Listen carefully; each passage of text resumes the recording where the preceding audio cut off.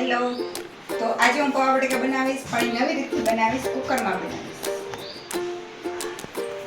એના માટે મેં આ બધી વસ્તુ લઈ લીધી છે. જો ઝીણા આવા પાતળા બટેકા સુધારી લીધા છે, એટલે ચડી જાય, બફાના નથી. પછી આ ડુંગળી લઈ લીધી છે, મીઠું, ખાંડ, કોથમરી, લીંબુ અને બધા મસાલા. અને આ મેં ચાળેલા પૌવા લઈ લીધા છે. પૌવા ચાળેલા લઈ લીધા છે. હવે હું એને પાણીમાં પલાળી નાખીશ.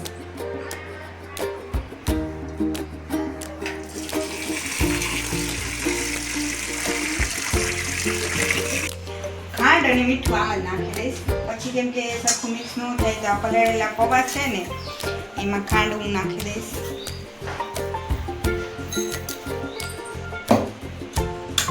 એટલે એ આમાં સારી રીતે મિક્સ થઈ જાય.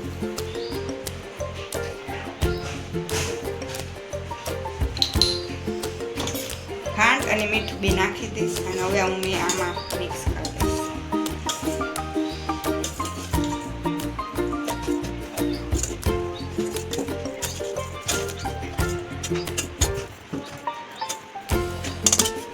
હવે હું આમાં તેલ લઈશ. પલળે ત્યાં સુધી હું આ તેલ લઈને બટેકા સાથે નાખીશ. ત્યાં સુધી મારા પૌવા પલળી જશે.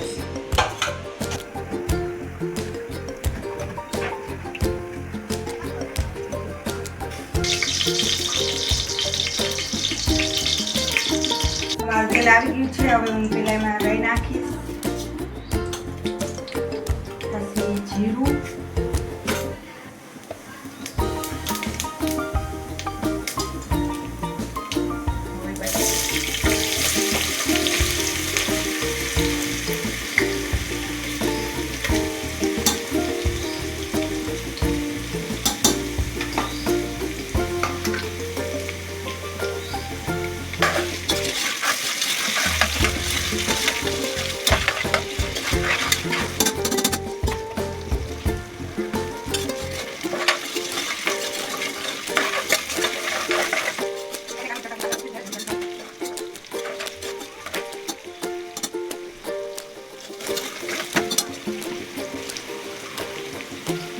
ચીચોટે એના માટે હું પાણી નાખું.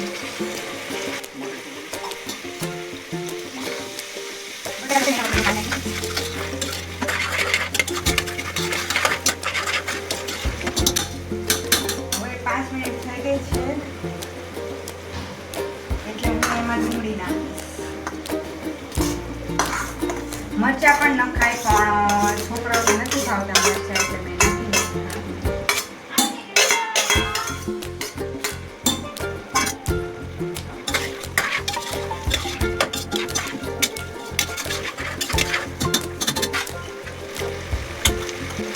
આમાં અંદર નાખીશ.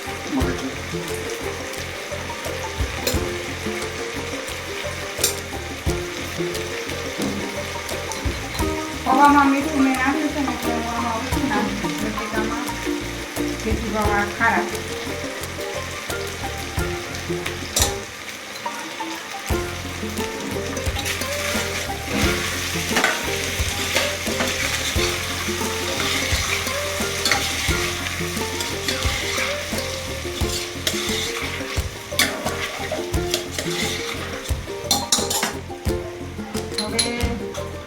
મારે કોઈને મોડા નથી ભાવતા, એટલે તીખા બનાવવાની છું, એટલે મસાલો પણ નાખી દઈશ. ખાંડ મેં પૌવામાં નાખી દીધી.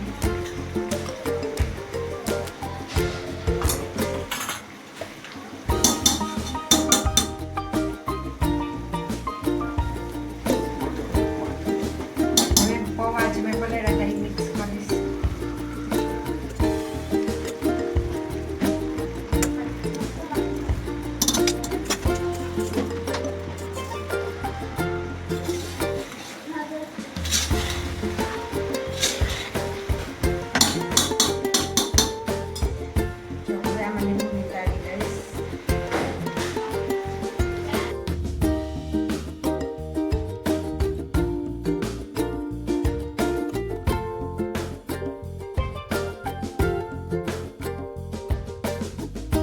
થોડાક ધાણા નાખું છું ઉપરથી.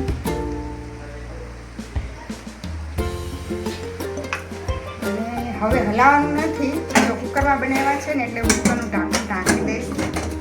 એટલે આ કુકરમાં સીટી નથી વગાડવાની, પણ થોડુંક વરાળ રહે ને એટલે એટલી વાર 3-4 મિનિટ રાખવાનું છે. કુકરમાં વરાળ ભરાઈ જાય એટલે બંધ કરી દેવાનું છે.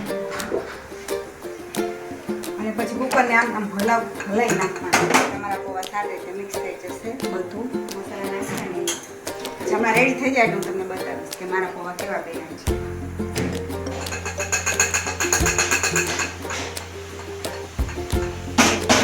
હેલો ફ્રેન્ડ્સ, હવે જો મેં કુકર બંધ કરી દીધું ને તો 5 મિનિટ થઈ ગઈ છે. હવે આપણે ખોલીને જોશું.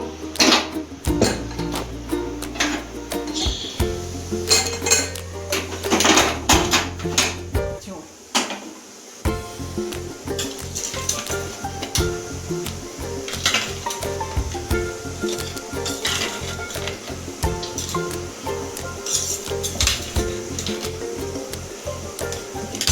એકદમ છૂટા મસ્ત પૌવા બટેકા આપણા બનીને રેડી થઈ ગયા છે. તમે જોઈ શકો છો.